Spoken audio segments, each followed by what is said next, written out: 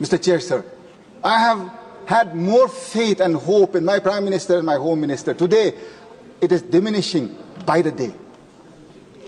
There is still time, and my conscience is clear. Believing in a law that is enshrined in our Constitution, believing in a nation that goes by the rules of law, not by appeasement. You don't have a right to bring in legislation whenever you choose if it is not for the people. Today, this budget that I speak of is anti-people in Manipur. Why? Because you talk of the 60,000 that have been displaced today. All of their homes ravaged, burnt, broken, damaged, they're all displaced. There is no reflection in the budget for those displaced. The damage I hear, which was done by separate entities, has crossed 20,000 crore. I do not see anything of that sort. The entire budget is not even worth that. Mr. Chairman, sir, maybe my state is a small state, but we are not a small people. We are also equal in every way to this nation. I would implore upon the conscience of this House again, my rising to speak again and again, if it is not making sense to this august House. Give me the privilege and opinion and the opportunity to relinquish my seat and not come back here again.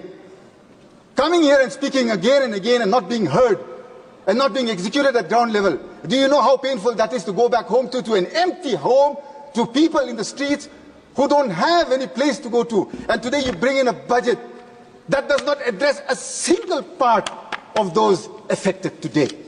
Shame. Shame, shame. Shame, shame. I wonder, my blame was solely on one person in the state. I had concentrated everything there. I had hoped for more from the leadership of my nation. I still hope on more from the leadership of my nation. Mr. Chair, sir, before I close, this Constitution is sacred to each member here in this august House. I need not remind anybody. I have quoted the rule of law. It is a point of order. That cannot be bypassed. The budget has to clearly say, this is a notification of the Ministry of Home Affairs.